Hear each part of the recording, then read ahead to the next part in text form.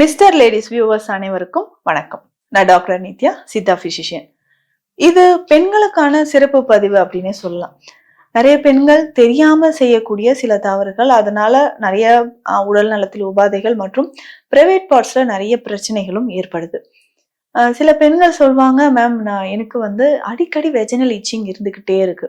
அதாவது பிறப்புறுப்புகள்ல அரிப்பு இருந்துகிட்டே இருக்கு. இந்த அரிப்பை தொடர்ந்து என்னன்னா, அந்த பிறப்புறுப்பை சுத்தி நமக்கு வல்வான்னு சொல்வோம். இந்த ஏரியால சுத்தி எனக்கு சின்ன சின்னதா முகப்பரு மாதிரி நெறைய பிரச்சனைகள் வந்துட்டே இருக்கு. ரொம்ப அரிப்பு இருந்துகிட்டே இருக்கு. சிவந்து காணப்படுது அப்படின்னு சொல்லுவாங்க.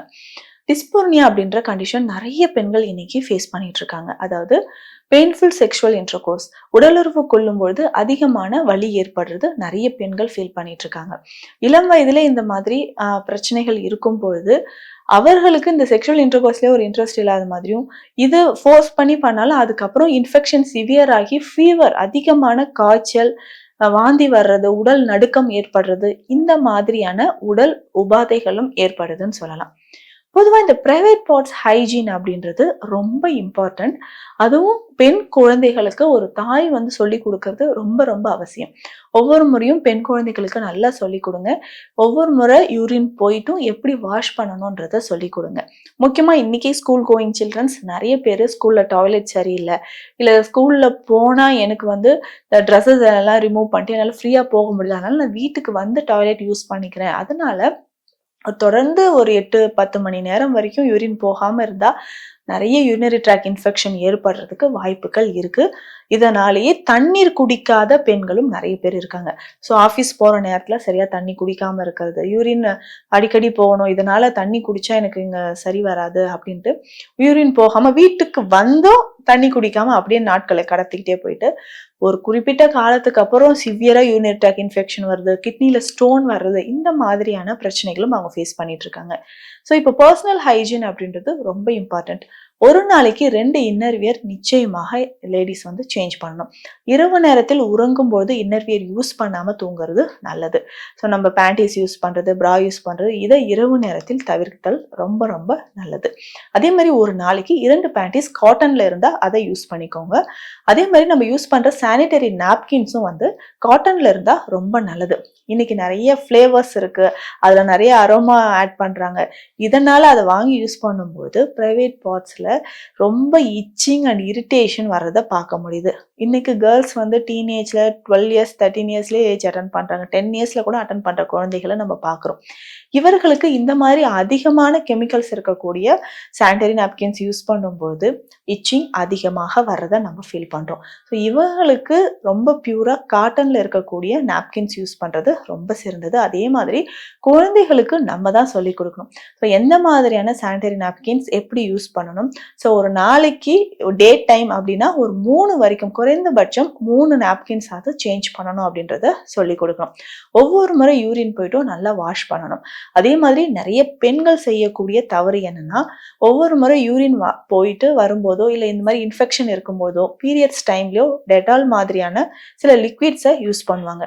அதை யூஸ் பண்ணும்போது நமக்கு பிரைவேட் பார்ட்ஸ்ல அதிகமான இச்சிங் ஏற்பட வாய்ப்புகள் இருக்கு.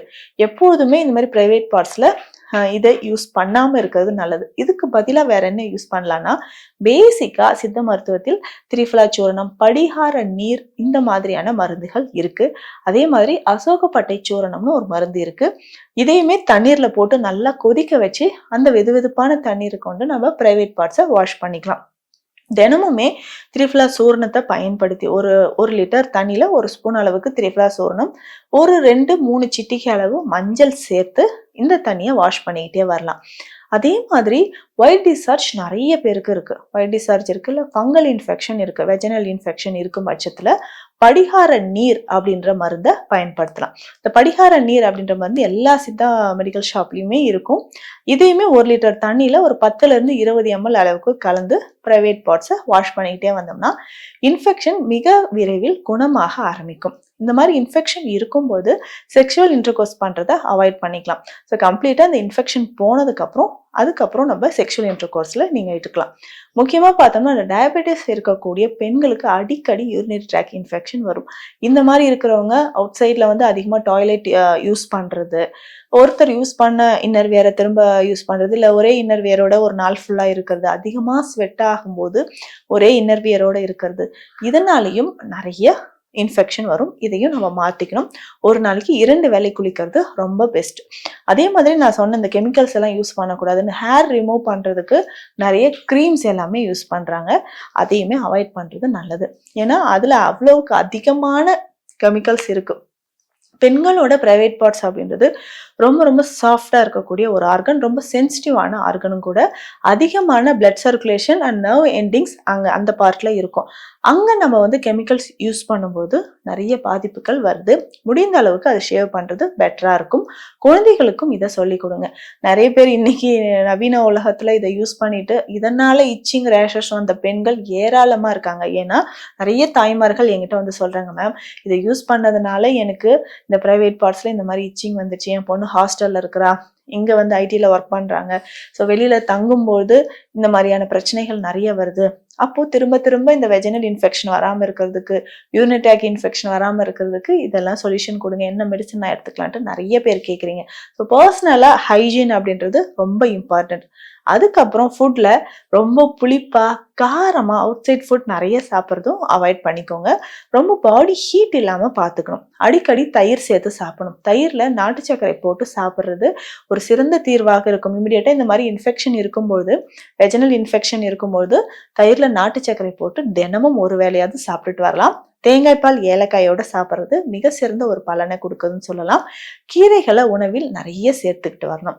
அதுல முக்கியமா வந்து பார்த்தோம்னா பசலைக்கீரை மற்றும் பாலக்கீரை ரொம்ப ரொம்ப சிறந்தது. இது பெண்களுக்கு ரொம்ப சிறந்ததுன்னு சொல்லலாம். அதே மாதிரி எள் சார்ந்த உணவுகள், கேழ்வரகு சார்ந்த உணவுகள், இந்த ஈஸ்ட்ரோஜன் புரோஜெஸ்ட்ரான் ஹார்மோனை பேலன்ஸ் பண்ற மாதிரியான உணவுகளை நம்ம நிறைய எடுத்துட்டு வந்தோம்னா பெண்களுக்கு இந்த பிறப்புறுப்பில் ஏற்படக்கூடிய பிரச்சனைகள் எல்லாமே குணமாகும். இதை தாண்டியும் இன்ஃபெக்ஷன் சிவியரா இருக்கு, குழந்தை பேறு அடைவதற்கு இதுவுமே ஒரு தடையாக இருக்கு அப்படின்றவங்க நிச்சயமா சித்த மருந்துகள் எடுத்தா முழு தீர்வு இதுல கிடைக்கும்.